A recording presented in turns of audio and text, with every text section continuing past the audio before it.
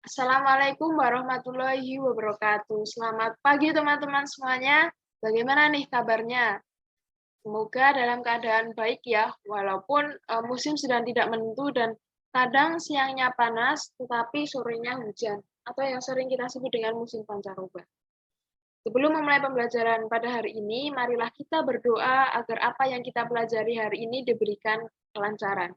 Berdoa dimulai.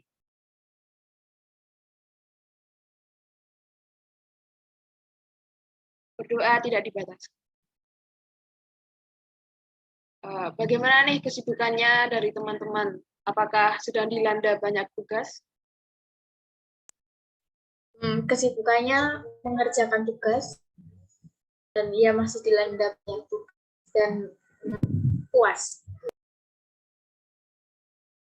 Baiklah, meskipun dilanda banyak tugas, tapi jangan lupa ya untuk makan, jaga kesehatannya, dan juga tetap semangat dalam belajar.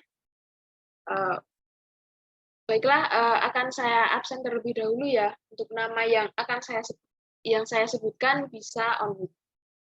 Dea Arini Putri hadir, Rifki Rahmalia. Hadir. Pada pertemuan sebelumnya kita sudah belajar mengenai pengertian dokumen transaksi dan pengelompokan transaksi keuangan. Nah, apakah dari teman-teman ini masih ingat dengan materi tersebut? Oke, Rifki, apakah masih ingat tentang apa sih transaksi keuangan itu? Kalau yang saya ingat, transaksi keuangan itu adalah suatu kegiatan ekonomi yang mempengaruhi ekuitas suatu perusahaan dan dicerminkan dalam berbagai akun serta diukur dalam berbagai ukuran keuangan. Contohnya yaitu dari transaksi keuangan pembelian dari pemasok, jual produk ke pelanggan, dan juga penerimaan kas. Sangat tepat sekali jawaban dari Rifki. Kemudian, kalau pengelompokan transaksi keuangan itu dibagi menjadi berapa dan apa sih contoh dari pengelompokan transaksi keuangan tersebut? Apakah dia mau menjawab? Baik, kalau seingat saya, pengelolaan keuangan itu ada dua. Yang pertama yaitu transaksi internal dan juga transaksi eksternal.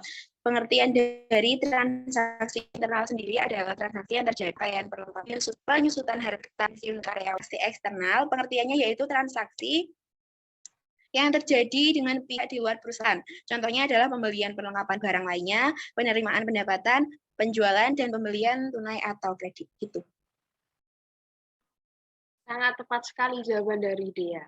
Baiklah, pada pertemuan hari ini kita akan melanjutkan pembelajaran minggu lalu, yaitu mengenai pendokumentasian bukti-bukti penggunaan anggaran, yaitu tentang macam-macam bukti transaksi dan prosedur pendokumentasian bukti-bukti anggaran.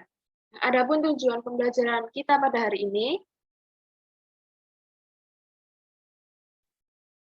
adapun tujuan pembelajaran kita pada hari ini yaitu siswa mampu menguraikan macam-macam bukti transaksi yang akan didokumentasikan dengan tepat dan juga siswa mampu menguraikan prosedur pendokumentasian bukti-bukti anggaran dengan benar. Adapun materi pembelajaran yaitu macam-macam bukti transaksi dan juga prosedur pendokumentasian bukti transaksi.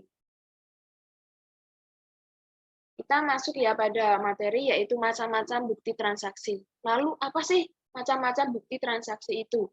Bukti transaksi adalah bukti tertulis atau bukti terjadinya kegiatan transaksi dalam bisnis ataupun dalam perusahaan. Yang pertama ada kwitansi.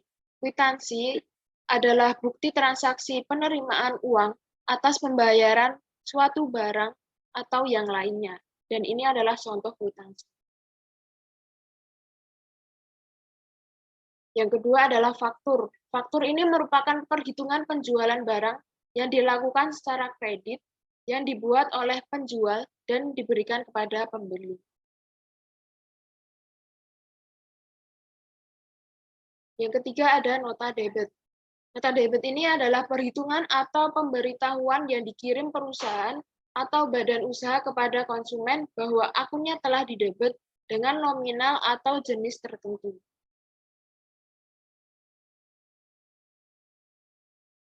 Yang keempat ada nota kredit. Nota kredit adalah pemberitahuan atau perhitungan yang dikirim perusahaan atau badan usaha kepada pelanggan bahwa akunnya telah dikredit dengan nominal atau jumlah tertentu. Yang kelima ada nota kontan. Nota kontan adalah dokumen yang dibuat dan dikeluarkan oleh pihak penjual kepada pembeli. Selanjutnya, ada cek. Cek adalah surat yang tidak bersyarat pada bank untuk membayar sejumlah uang tertentu pada saat waktu surat tersebut diserahkan kepada bank, lalu ditandatangani oleh pihak yang menjadi nasabah suatu bank serta memiliki simpanan pada bank tersebut dalam bentuk giro.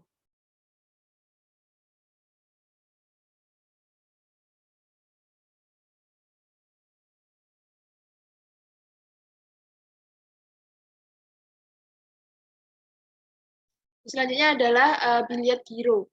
Biliet giro adalah surat perintah dari nasabah bank pada bank yang berkaitan untuk memindah bukukan sejumlah uang yang dari rekening ke rekening penerima uang yang namanya telah disebut dalam biliet giro pada bank yang sama ataupun pada bank yang berbeda.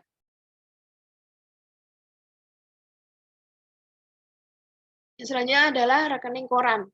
Rekening koran adalah bukti mutasi kas di bank yang disusun oleh pihak bank untuk para nasabah dan digunakan sebagai dasar penyesuaian pencatatan antara saldo kas menurut perusahaan dan saldo kas menurut bank. Yang selanjutnya ada bukti store bank.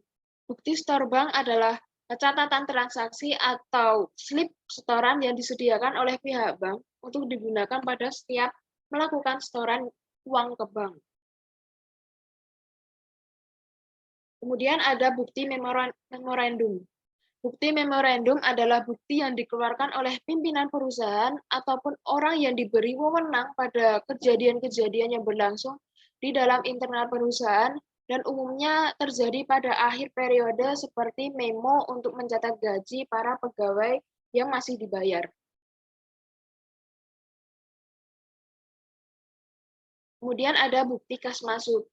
Bukti kas masuk adalah bukti transaksi atas peristiwa penerima uang kas yang telah dilengkapi dengan buktinya. Contohnya adalah kwitansi dan nota.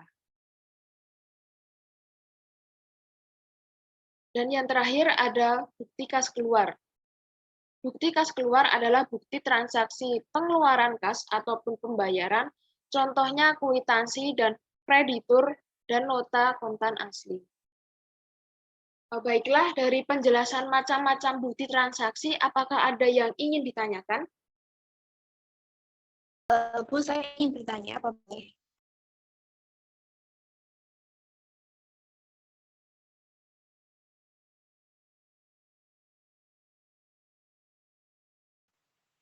Baiklah, silakan. Saya ingin bertanya, siapa saja pihak yang menandatangani pada lembar kwitansi?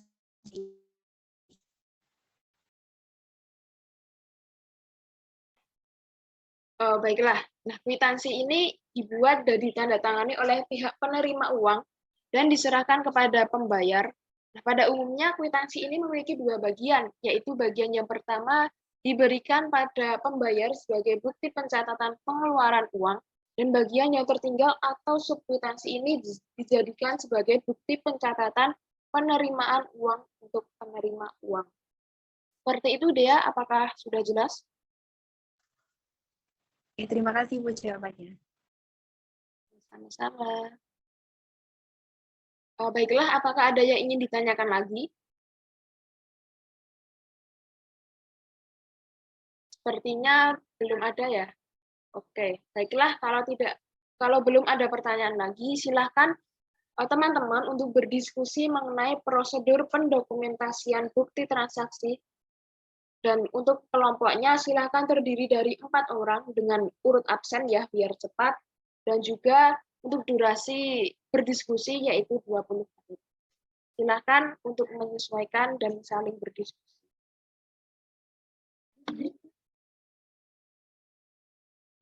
Baiklah teman-teman, Apakah apakah sudah selesai berdiskusinya?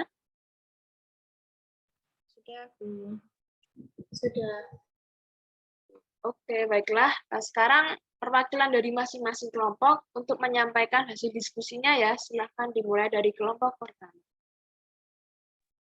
Baik, saya sebagai perwakilan dari kelompok pertama ingin menjelaskan hasil diskusi kelompok kami tentang prosedur pendokumentasian bukti transaksi, yaitu yang pertama, yaitu periksa semua bukti transaksi. Yang kedua, kelompokkan bukti-bukti transaksi tersebut ke dalam kelompok bukti transaksi penerimaan dan pengeluaran. Yang ketiga, catatlah setiap bukti-bukti transaksi penerimaan dana kas kecil ke dalam bukti kas masuk. Yang keempat, sisipkan ordner untuk mendokumentasikan bukti-bukti transaksi yaitu quid debit dan quid credit. Tulis pada ordner nama bulan dan tahun sebagai judul. Dan yang terakhir, masukkan dan susunlah dalam ordner. Itu adalah hasil dari kelompok. Wah, sangat menarik sekali ya jawaban dari kelompok pertama. Silahkan dilanjut untuk kelompok selanjutnya. Oke, jadi kalau dari kelompok saya setelah melakukan diskusi tadi, kami menulis beberapa langkah-langkah pendokumentasian bukti transaksi. Yang pertama yaitu kedua, kelompokkan bukti-bukti transaksi ke dalam kelompok bukti transaksi penerimaan dan kelompok bukti transaksi pengeluaran. Yang ketiga, catatlah setiap bukti-bukti transaksi penerimaan dana kas kecil ke dalam bukti kas masuk. Yang keempat, selanjutnya, satukan bukti kas masuk dengan bukti transaksi penerimaan menggunakan stapler, posisi bukti kas masuk di depan dan bukti transaksi penerimaan di belakangnya. Demikian hasil diskusi dari kelompok kami. Terima kasih. Nah, terima kasih perwakilan dari setiap masing-masing kelompok yang sangat tepat sekali jawaban dari masing-masing kelompok. Baiklah, mari kita simpulkan bersama mengenai bagaimana sih prosedur pendokumentasian bukti-bukti anggaran. Yang pertama ada periksa semua bukti transaksi. Yang kedua, kelompokkan bukti-bukti transaksi tersebut ke dalam kelompok bukti transaksi penerimaan dan juga pengeluaran. Yang ketiga, catatlah setiap bukti-bukti transaksi penerimaan dana kas kecil ke dalam bukti kas masuk. Selanjutnya, satukan bukti kas masuk tersebut dengan bukti transaksi menggunakan stapler dengan posisi kas masuk di depan dan bukti kas penerimaan di belakang. Dan yang keempat, catatlah setiap bukti-bukti transaksi kas kecil ke dalam bukti kas keluar. Selanjutnya, satukan bukti kas keluar dengan bukti transaksi pengeluaran dengan posisi bukti kas keluar di depan dan bukti transaksi pengeluaran di belakang. Untuk bukti transaksi yang berukuran kecil, itu dapat ditempatkan dahulu di kertas HVS yang dibagi menjadi dua dan kemudian disatukan dengan bukti kas keluar menggunakan stapler.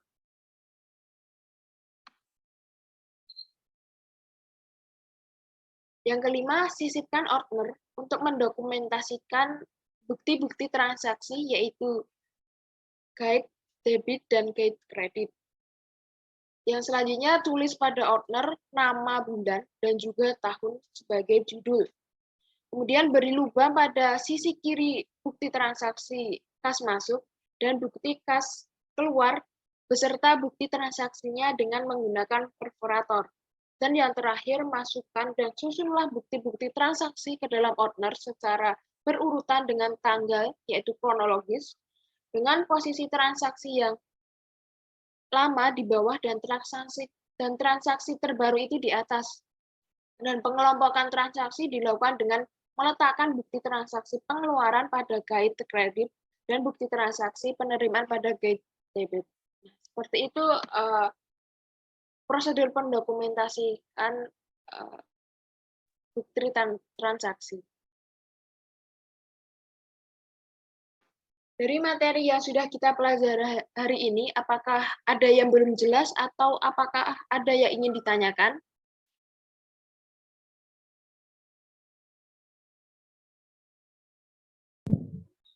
Sejauh ini sudah cukup jelas. Oh, baiklah. Oleh karena itu, mari kita simpulkan bersama-sama materi yang kita pelajari hari ini itu tentang apa sih? Apakah ada yang ingin menyampaikan pendapatnya?